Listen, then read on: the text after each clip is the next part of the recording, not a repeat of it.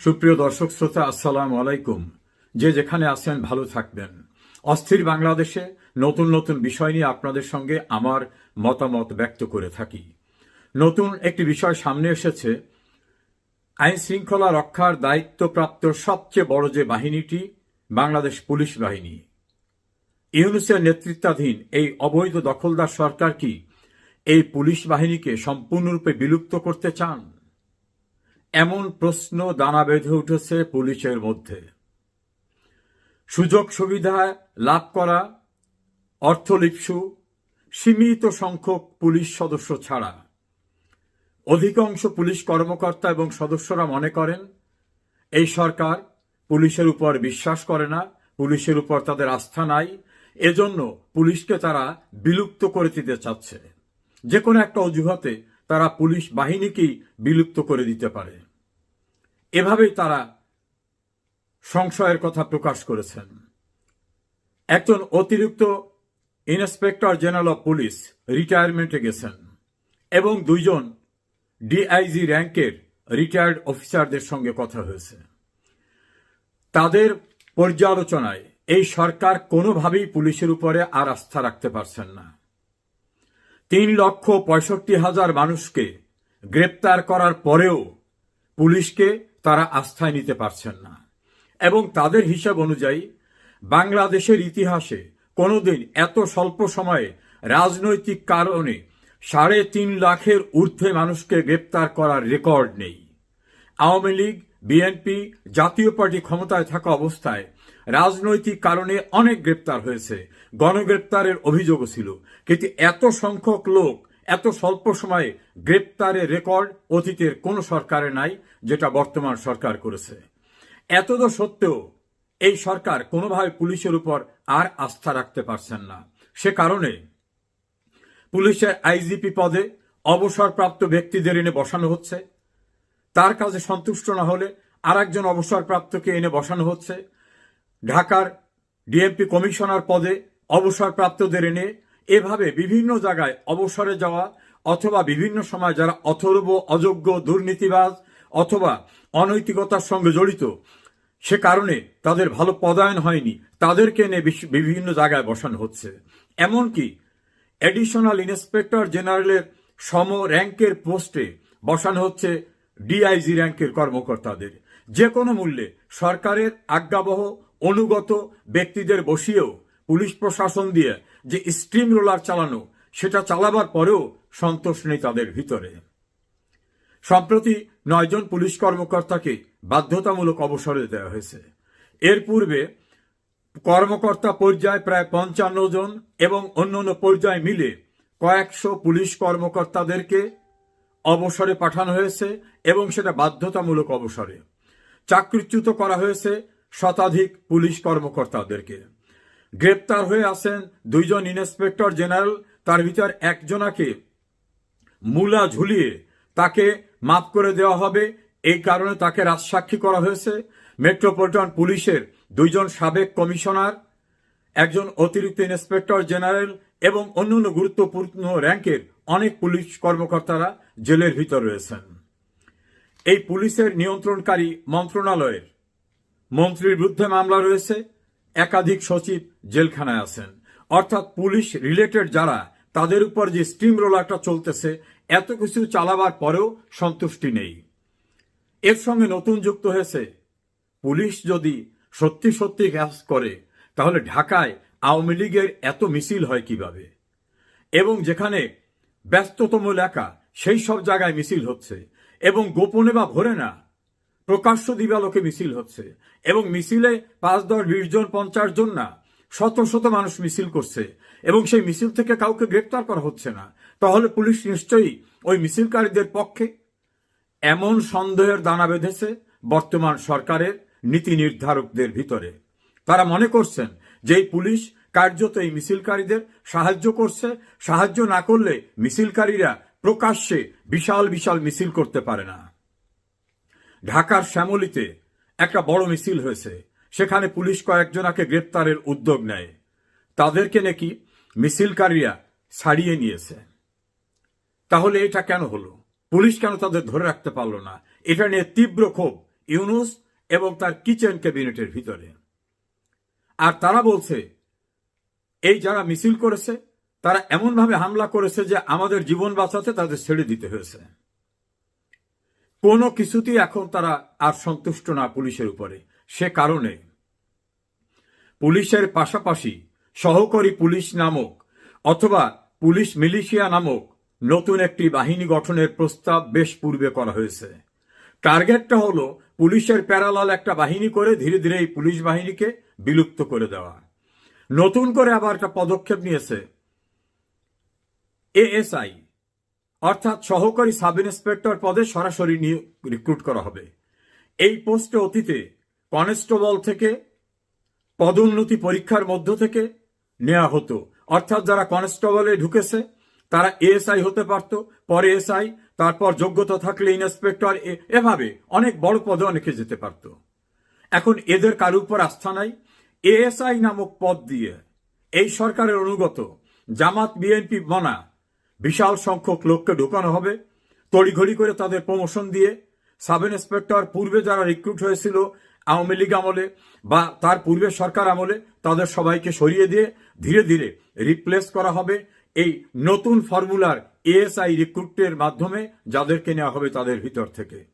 এই ঘটনায় পুলিশের কনস্টেবল যারা লেখাপড়া জানে, অনেক কনস্টেবল আছে যারা এমএ পাস, বিএ পাস, কেউ ইঞ্জিনিয়ারিং পাস, এমন আছে তারা তার যোগ্যতায় প্রমোশন নিতে পারত। এএসআই রিক্রুট হলে তাদের আর প্রমোশনের কোনো জায়গা থাকবে না। অতি সম্প্রতি একজন ড্রাইভার থেকে উপসহকারী প্রকৌশল পদে পদোন্নতি দেওয়া হয়েছে, যা ইতিহাসে রেকর্ড ব্রেক করেছে। এখন কনস্টেবলের শত শত হাজার হাজার কনস্টেবলরা পরীক্ষা দিয়ে যোগ্যতার প্রমাণ দিয়ে এএসআই হতে পারত, সে পথ ও রুদ্ধ করে দেওয়া হবে। এর পরবর্তীতে নানা অজুহাতে ধীরে ধীরে পূর্বের রিক্রুট অফিসারদের সরিয়ে দেওয়া হবে।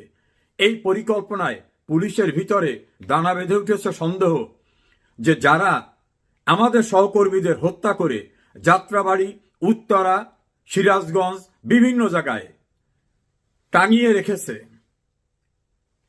থানার দরজা আটকে দিয়ে পুড়িয়ে মেরেছে, গর্ভবতী নারী পুলিশ সদস্যকে নির্মমভাবে পুড়িয়ে মেরেছে, নির্মম হত্যাকাণ্ডের শিকার হওয়া হাজার হাজার পুলিশের হত্যাকাণ্ডের বিচার হবে না, এই সিদ্ধান্ত যে সরকার দিয়েছে সেই সরকার তো পুলিশ খুনি সরকার। এরা শুধু সাধারণ নাগরিকদের খুন করছে, আওয়ামী লীগ বা অন্যান্য সংগঠনের লোকদের খুন করছে তা না, এরা তো পুলিশ খুনি সরকার। পুলিশের লোকদের খুন করেছে যারা, তারাই এখন ক্ষমতায়, এবং তারা আইন করে দিয়েছে পুলিশ খুনের কোনো বিচার হবে না। তাহলে পুলিশ খুনি যে সরকার, তাদের স্বার্থ সিদ্ধির জন্য প্রায় 3.5 লক্ষ লোককে গ্রেপ্তার করে দেওয়ার পরেও পুলিশের উপর তারা আস্থা রাখতে পারছে না। তারা চাচ্ছে যে কোনো মূল্যে, যে কোনো অজুহাতে এই পুলিশ ডিপার্টমেন্টকে অকার্যকর করে হঠাৎ করে একদিন এটাকে বিলুপ্ত ঘোষণা করে দেওয়া হবে। উদাহরণ হিসাবে তারা ব্যবহার করতে চাচ্ছে যে 75-এর 15 আগস্টের পরে রক্ষী বাহিনীকে বিলুপ্ত করা হয়েছিল, বিডিআর ঘটনার পরে, বিডিআর হত্যাকাণ্ডের পরে বিডিআরকে বিলুপ্ত করা হয়েছিল। এই পুলিশের উপর যেহেতু আস্থা নাই, পুলিশ ডিপার্টমেন্টকে অ্যাবলিস্ট করে দেওয়া হবে। যারা গোল্ডেন হ্যান্ডশেকের মতো রিটায়ারমেন্টে যেতে চাইবে, রিটায়ারমেন্টে দেওয়া হবে। যদি কারোর বিরুদ্ধে কোনো অলিগেশন থেকে থাকে, কোনো অভিযোগ থেকে থাকে, তাদেরকে রিটায়ারমেন্ট বেনিফিটও দেওয়া হবে না। অর্থাৎ আলটিমেটলি পুলিশ ডিপার্টমেন্টকে অ্যাবলিস্ট করার জন্য, এটাকে বিলুপ্ত করার জন্য একটি প্রচেষ্টা সরকার ভিতরে ভিতরে নিয়েছে, এটা পুলিশের সবাই জানতে পেরেছে। এ কারণে যারা ক্ষমতা লিপ্সু অথবা এই সরকার আমলে শনৈ শনৈ প্রমোশন পেয়েছেন, অথবা যারা কিছু অর্থ লিপ্সু, এইরকম অতি ক্ষুদ্র সংখ্যক একটা মহল ছাড়া সবাই এখন বুঝতে পেরেছে পূর্বের সরকার অর্থাৎ শেখ হাসিনা সরকার পুলিশের চাকরির মেয়াদ বৃদ্ধি করেছিল, তাদের বেতন প্রায় দ্বিগুণ বাড়িয়ে দিয়েছিল, তাদের অন্যান্য সুযোগ সুবিধা দিয়েছিল, তাদেরকে বিদেশে শান্তি রক্ষা মিশনে যাওয়ার ব্যবস্থা করেছিল। সকল সুযোগ সুবিধা দিয়ে পুলিশ ডিপার্টমেন্টকে যেভাবে মর্যাদার জায়গায় নিয়ে গেছিল, অতীতে কেউ নেয়নি। অথচ সেই সরকারের বিরুদ্ধে আমাদেরকে ব্যবহার করা হচ্ছে, আমরা এতভাবে ব্যবহৃত হচ্ছি, তারপরে সরকারের সন্তুষ্টি নেই, তাহলে এই সরকারকে আর সাহায্য করার কি দরকার আছে? কেউ কেউ তো বলছেন মিছিল মিটিং করা মানুষের সাংবিধানিক অধিকার। তো একজন মানুষ মিছিল করবে, অতীতেও তো করেছে, তো মিছিল করলে আমরা তাদেরকে বাধা দেবো কেন? আমার কাছ তো আইন শৃঙ্খলা পরিস্থিতির যাতে অবনতি না হয় সেটা দেখা। তা যদি কেউ আইন শৃঙ্খলা পরিস্থিতির অবনতি না ঘটায়, খুন জখম মারামারি রাহাজানি ধর্ষণ লুটতরাজ ডাকাতি এগুলো না করে, তাহলে একজন মানুষ তার অধিকার নিয়ে রাস্তায় যদি জয় বাংলা বলে, জয় বাংলা তো মুক্তিযুদ্ধের স্লোগান ছিল, দেশ স্বাধীন হয়েছে তো জয় বাংলা বলে, কেউ যদি জয় বাংলা বলে আমরা সেখানে বাধা দেবো কেন? পুলিশ এখন ভেতরে ভেতরে ঘুরে দাঁড়াতে সিদ্ধান্ত নিচ্ছে, আর সরকার চাচ্ছে পুলিশকে বিলুপ্ত করে দিতে। এই প্রতিযোগিতা দৃশ্যমান হতে যাচ্ছে। পুলিশ হয়তো একটা সুশৃঙ্খল বাহিনী, প্রকাশ্যে তারা তাদের অভিমত ব্যক্ত করতে পারবে না, কিন্তু তাদের প্রত্যেকটা সদস্যের ভিতরে নতুন করে চাঙ্গা হয়ে উঠেছে যে এই তো সেই সরকার, এই সরকারে যারা আছে এদের নেতৃত্বে এদের সিদ্ধান্তেই তো আমাদের সহকর্মীদের খুন করা হয়েছিল, আমাদের সহকর্মীদেরকে পুড়িয়ে মারা হয়েছিল, আমাদের সহকর্মীদেরকে মেরে উল্টোভাবে টাঙিয়ে রাখা হয়েছিল। এই নির্মম বিভৎস ঘটনা যারা ঘটিয়েছিল তারাই তো এই সরকারে, এবং সে হত্যাকাণ্ডের বিচার করা যাবে না এই সিদ্ধান্ত যারা দিয়েছিল এরা তো সেই সরকার। এত বড় নির্মম পাষণ্ড খুনিদের পক্ষে আর কত নোংরামি করে, আর কত দালালি করে আমরা মানুষের সাংবিধানিক অধিকারের গলা টিপে ধরব? এই পরিস্থিতিতে সীমিত সংখ্যক ছাড়া আর কেউ কোন নাগরিকের ন্যায়সঙ্গত সাংবিধানিক বাক স্বাধীনতা সংগঠনের স্বাধীনতায় বাধা দেওয়ার পক্ষে আর নেই। সেনাবাহিনীর প্রতি তো আস্থাহীনতা ইউনূসের। আর পুলিশ এখন বুঝতে পেরেছে ধীরে ধীরে তাদেরকে নিঃশেষ তারা করতে চাচ্ছে, এবং অতীতে যারা করেছে তাদের পক্ষে থাকা ঠিক হবে না। দেশে যারা সাংবিধানিক অধিকারের জন্য লড়াই করছেন তাদের উদ্দেশ্যে এবং পুলিশের উদ্দেশ্যে আমার প্রাপ্ত তথ্যটা জানালাম। পুলিশ বাহিনীর উদ্দেশ্যে বলবো, আপনাদের কাজ আইন শৃঙ্খলা রক্ষায় নিয়োজিত থাকা, অপরাধ দমনে কাজ করা। কোন মানুষের সাংবিধানিক অধিকার চর্চার ক্ষেত্রে বাধা দেওয়া আপনার দায়িত্বের ভিতরে পড়ে না। এমনকি আপনার ঊর্ধ্বতন কর্মকর্তারাও যদি কোনো অন্যায় আদেশ দেন, সেই অন্যায় আদেশ প্রতিপালন করা আপনাদের দায়িত্ব না। আপনারা কি তাকিয়ে দেখেছেন? শহীদুল হক যখন আইজিপি ছিলেন তখন তো কোঠা বিরোধী আন্দোলন হয়নি। Asaduzzaman Mintu metropolitan police commissioner যখন ছিলেন তখন তো এই আন্দোলন ছিল না। এরকম আপনাদের অনেক কর্মকর্তারা যারা গ্রেপ্তার হয়ে আছেন কারাগারে, তারা কি নিজেরা কিছু করেছেন? তারা দায়িত্বে ছিলেন, রাষ্ট্রীয় দায়িত্বে। তৎকালীন আইন অনুগ যে সরকারের নির্দেশ পালন করেছেন। সেই সময় যে মব মানুষ খুন করতে চেয়েছে, রাষ্ট্রীয় সম্পদ ধ্বংস করতে চেয়েছে, সেটা রক্ষা করার সাংবিধানিক দায়িত্ব পালন করেছেন আপনারা। নিজের থেকে কোনো অন্যায় অপরাধ কেউ করেনি। আর মানুষের জীবন এবং মানুষের সম্পদ, রাষ্ট্রের সম্পদ রক্ষা করা পুলিশের দায়িত্ব। সেই সম্পদ রক্ষা করতে গিয়ে যদি কোথাও শক্তি প্রয়োগ করতে হয় সেটা বৈধভাবে করেছে, এটা অবৈধ না। অথচ আপনাদের কত সদস্য, কত কর্মকর্তারা মৃত্যুবরণ করেছেন, কারাগারে আছেন এবং চাকরিচ্যুত হচ্ছেন। এই রকম ভাবে জুলুমকারী সরকারের অন্যায় আদেশ কিন্তু আপনারা মানতে বাধ্য না।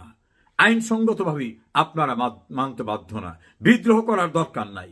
কোনো অন্যায় আদেশ আপনারা মানবেন না। মনে রাখবেন, আপনাদের যারা খুন করেছে, আপনার স্বজনদের যারা খুনের বিচারের পথ বন্ধ করে দিয়েছে, আপনাদের সহকর্মীদের যারা কারাগারে আটকে রেখেছে, চাকরিচ্যুত করছে, ধীরে ধীরে আপনাদের সবাইকে বিদায় করবে। কাজে কোনো অন্যায় আদেশ প্রতিপালন করে জনগণের বিরাগ ভাজন হবেন না। চিরদিন একই রকম থাকে না। এই অবৈধ সরকারের পায়ের নিচে মাটি নেই। দেশে, দেশের বাইরে কোথাও তারা র্যাব, পুলিশ, আর্মি, বিজিবি, সোয়াত বাহিনী, কুকুর বাহিনী ছাড়া বের হতে পারছে না। বুঝছেন না? তীব্র ক্ষোভ ব্রিটেনের রাজধানী লন্ডনে নজিরবিহীন জনসমাবেশ হয়েছে প্রবাসী বাঙালিদের। আমেরিকায় গেলে এই ইউনূস বাহিনীকে ধাওয়া খায়, লন্ডনে আসলে এখানে প্রধানমন্ত্রী তার সঙ্গে দেখা করে না। লন্ডনে তার উপদেষ্টা আসছে, নাজেহাল হয়েছে, দেশের ভিতরে কোথাও বের হতে পারে না। এইভাবে জনবিচ্ছিন্ন অবৈধ দখল ক্ষমতা দখলকারীদের পক্ষে গিয়ে কোনো অন্যায় করবেন না। মানুষের ন্যায়সঙ্গত অধিকার বাস্তবায়নের দাবিকে কোনোভাবে শক্তি প্রয়োগ করে ঠেকাবার